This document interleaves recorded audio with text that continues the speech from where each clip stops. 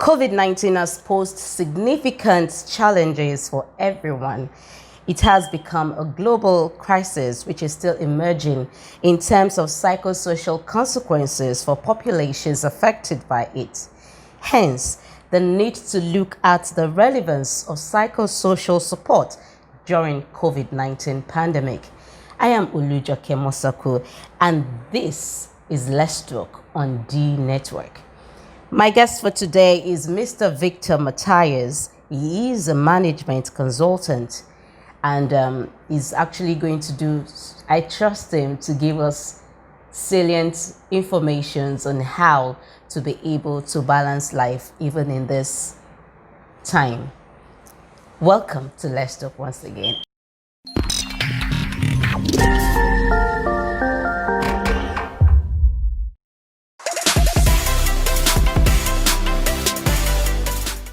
Mr. Victor, it's nice to have you here. Thank you, Olujoke. It's really a pleasure, and kudos for the great work you do. Okay. Now, the topic is actually the relevance of psychosocial support during COVID-19 pandemic. What does this term psychosocial mean to you? Okay, so the term psychosocial basically is referring to a person's emotional, social, mental, or spiritual needs. So it's an all-encompassing term. So we could look at psycho being mental, but when you're talking about psychosocial support, you have to go beyond just the mental. You have to address their emotional, their social needs, and everything that is essential to positive human development. So that's what it means for me. So what role does this psychosocial actually play in human formation and well-being? Psychosocial support basically helps to build both the internal and the external of an individual. What do I mean? With psychosocial support, it helps a person to find what is truly important for them. Because in times of crisis, in the magnitude of the COVID-19 pandemic, people sometimes tend to address themselves or start to equate themselves to the situations and challenges they're going through.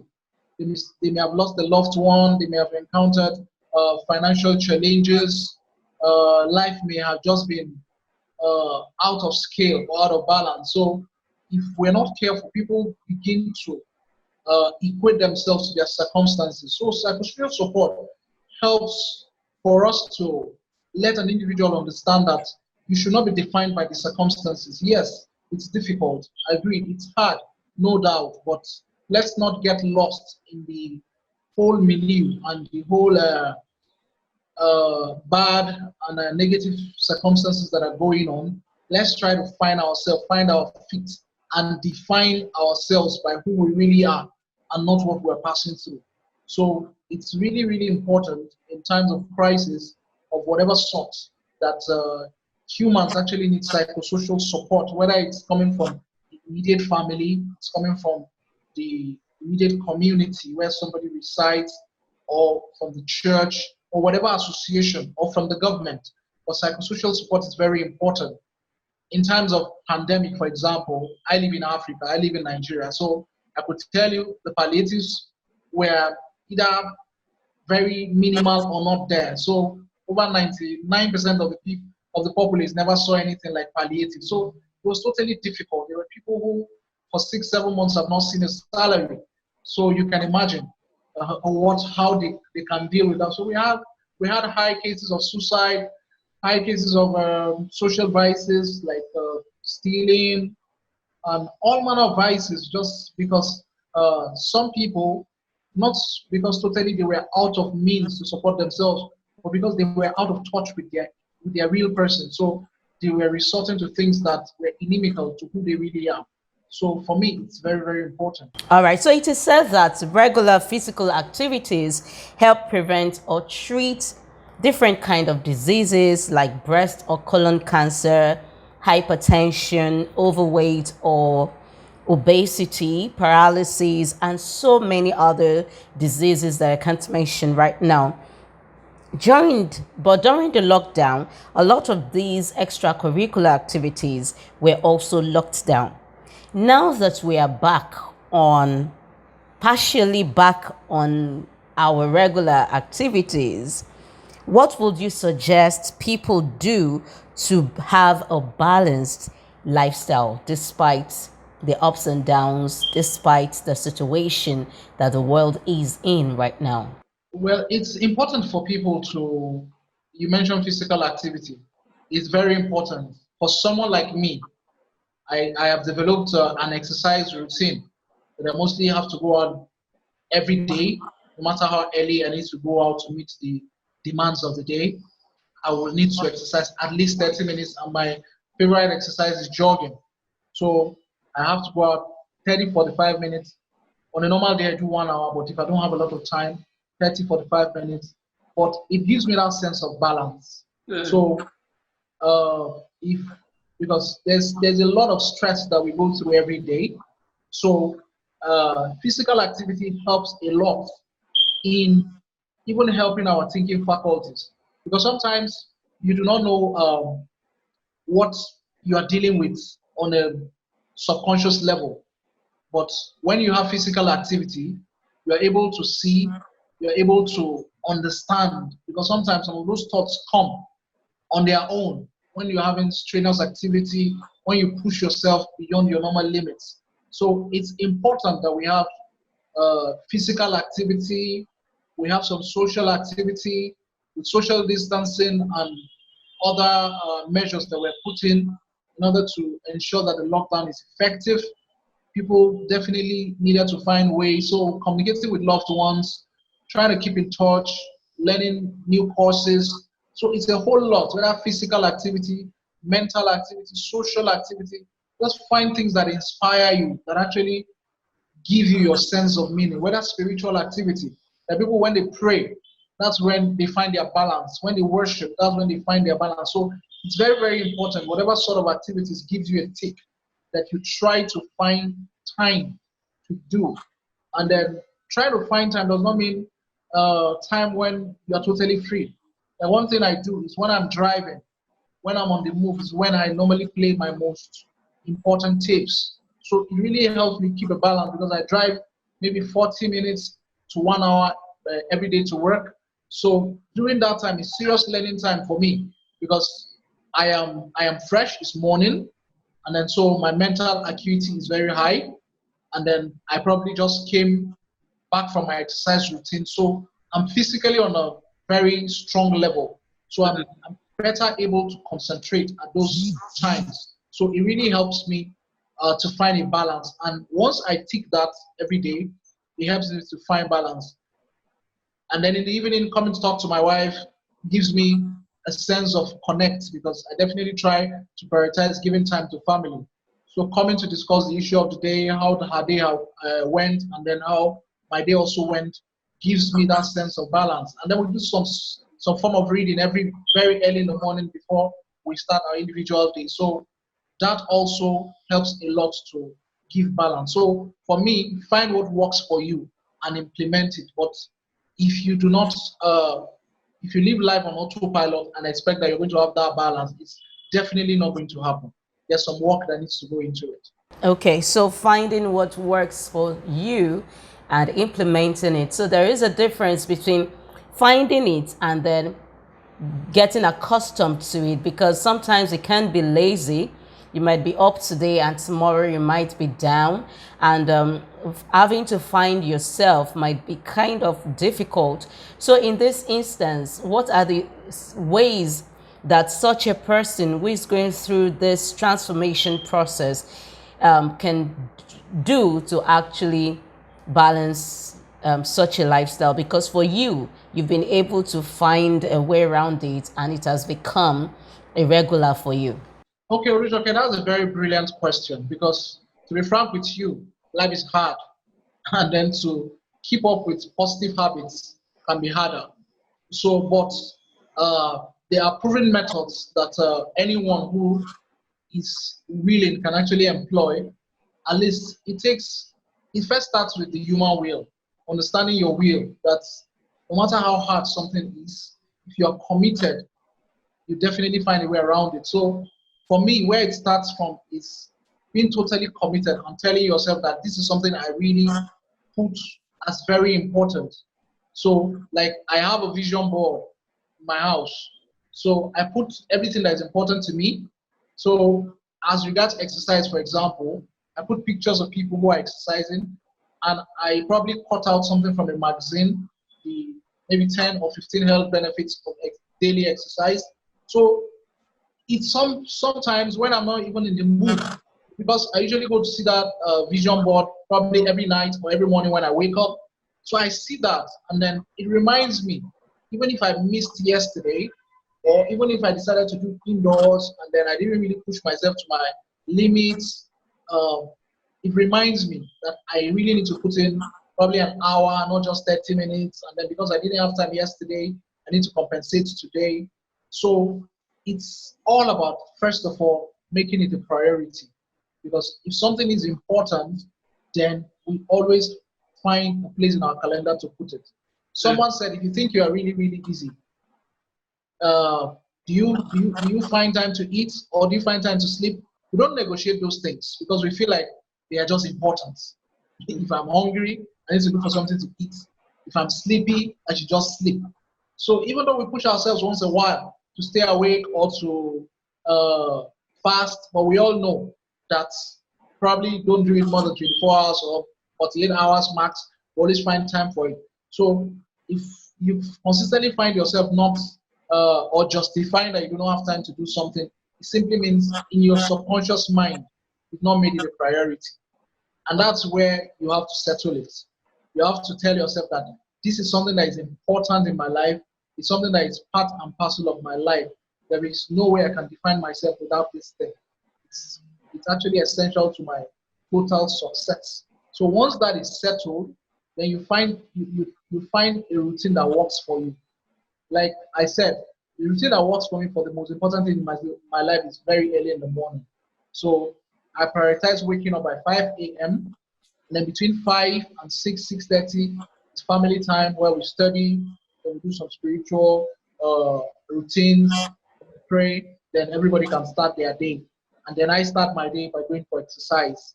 My wife mostly does indoors. I mostly love to do outdoors. So, and then when I come back, I take my shower, I prepare for work, and then I'm driving the next 45 minutes to 1 hour.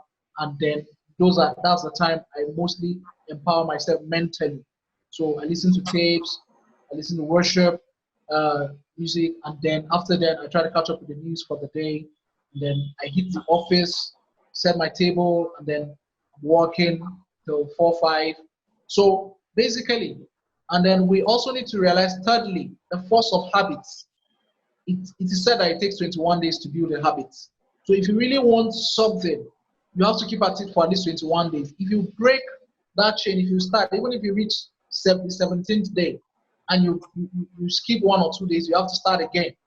Because if you tell yourself that it's enough that you skipped one day, so you continue, you have not built enough strand to sustain that habit. But when you do something consistently for 21 days, somehow the force of habit kicks in, and then you start to enjoy it. Because at that stage, it's no longer a strain. I give you an example where the route at which I usually prefer to jog, it has a hilly portion. And then previously, when I start jogging, when I reach that portion, I have to walk because it's quite hilly. But after a while, I told myself, I'm going to run on this hilly plane. And then before you know it, right now, I really look forward to that hilly plane because that's where stretches me in the whole lot, in the whole exercise. I may jog for 45 minutes or 1 hour, but that stretch which I cover for maybe between 7 to 10 minutes is what I really look forward to because that's where stretches me, and that's where get me all sweaty, get me all panting, and that's when I knew that I put effort into doing this exercise thing because it's hilly. I need a lot of effort to go, and then, but when I do it, and right now I easily do it.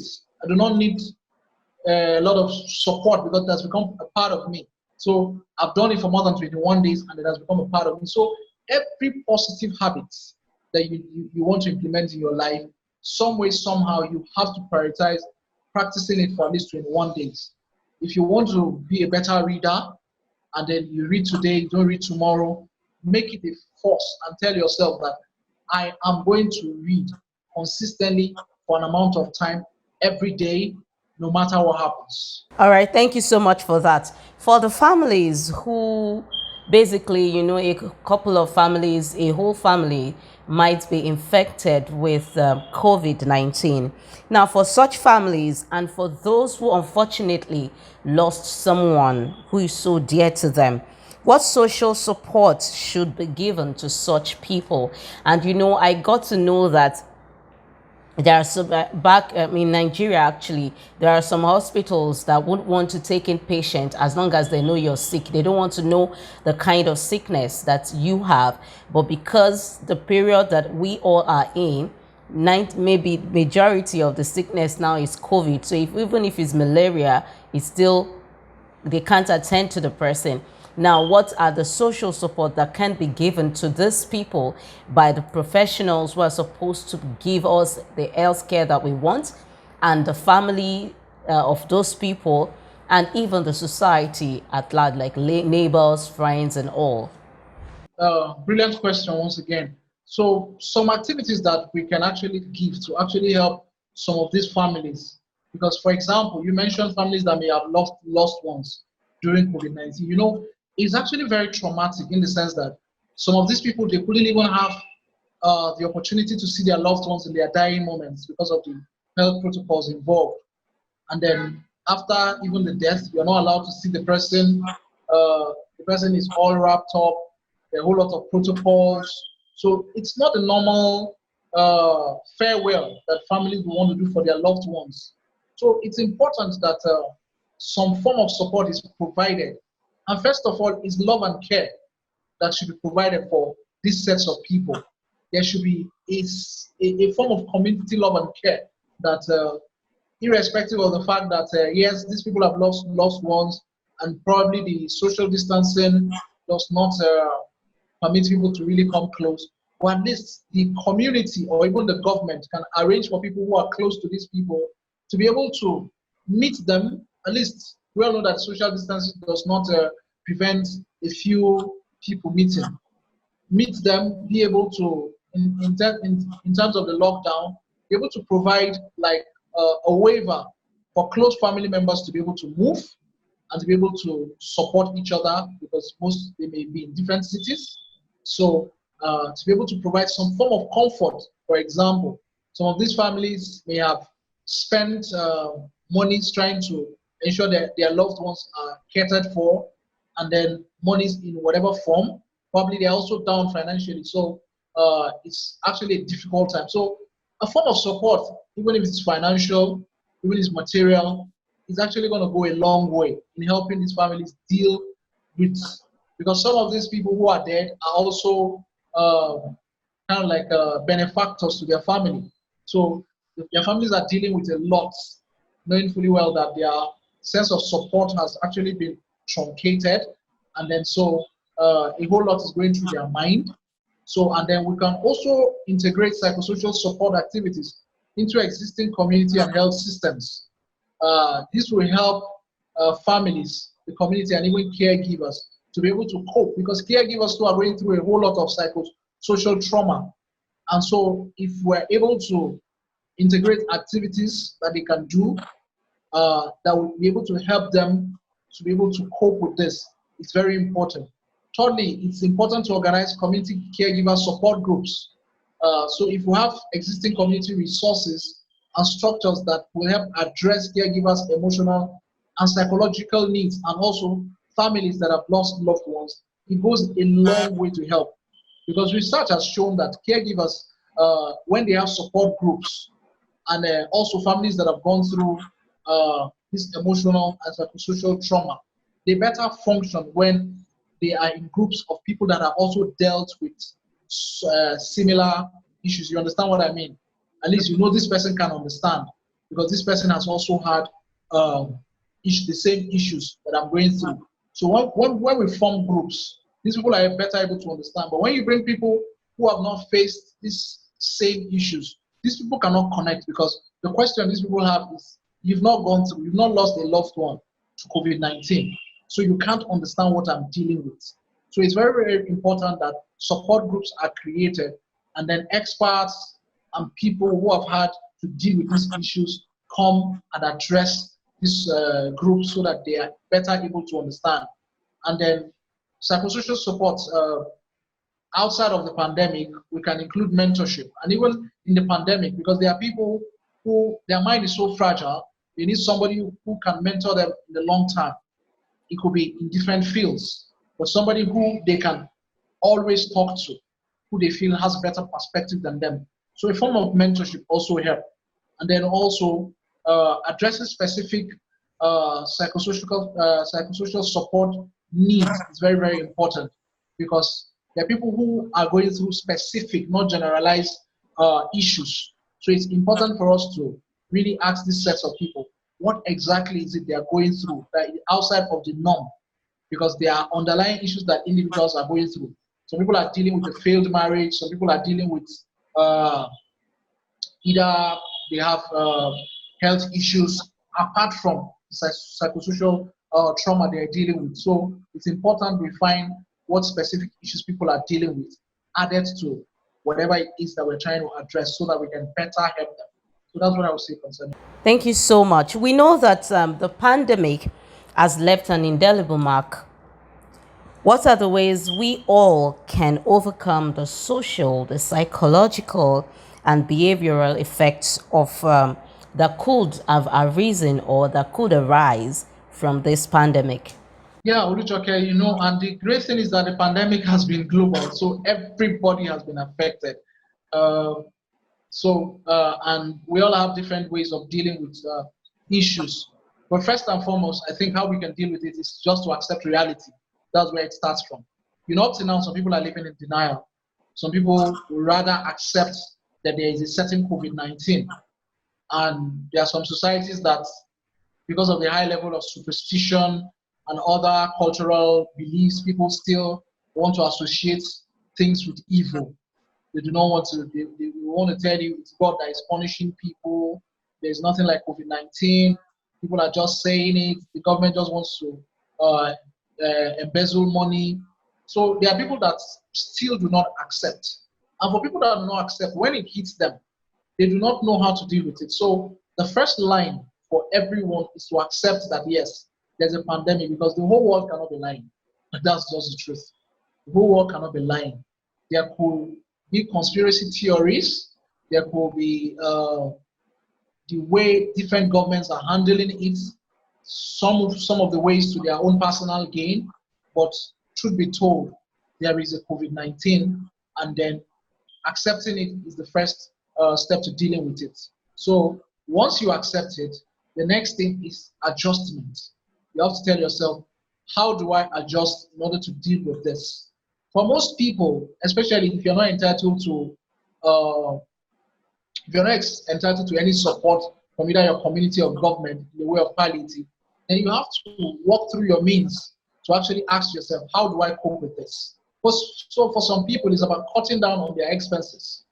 So look at, okay, we probably used to spend $1,000 in a month. Right now, looking at our savings, we have savings of maybe $6,000. We spend $1,000, we're not even sure that in the next 6 months, this will be over, or we're out of job. We can't say, especially if you don't have health insurance or other levels of support that can come and wipe up your savings once you, then you need to actually plan ahead. So you have to tell yourself that we have to half our spendings by probably half, so in order to deal with the financial implications. And then thirdly, you need to look at what ways you can actually adapt your activities, whether your financial earning activities or your other activities, so that you can be on top of the situation. For people who are on their own, you run your own business, you're not entitled to a paycheck, for example. So you mostly may need to take your thing to the internet, so that you can be able to adapt. If previously we are not on the internet, to be able to adapt and be able to get more customers. And then basically, you need to be hopeful, because when hope is lost, everything is lost. So there are different ways, but first of all, face the reality, tell yourself, and then another key thing for me is tell yourself, this too shall pass. You're stronger than this. Yeah. At the end of the day, the human will is stronger than any disease. And most people, I have a medical background, so, and in medicine has come to a conclusion that if the human will is hell-bent on accepting a certain reality, it's going to manifest in physical circumstances. So whether good or bad, good in this terms being the fact that, okay, we're all dealing with uh, with a very tough and uncommon situation that most people alive have not seen or have not experienced. So the first thing is tell yourself, I am strong enough, I can withstand this. And then if you're a religious person, tell yourself, my God is bigger than this. And so there's no circumstances bigger than God. So at the end of the day, whatever happens, these too shall pass. And at the end of the day, only one person will be standing here, and that person will be me. So you got to motivate yourself. You got to read inspirational material. You have to guard your mind, because it's important.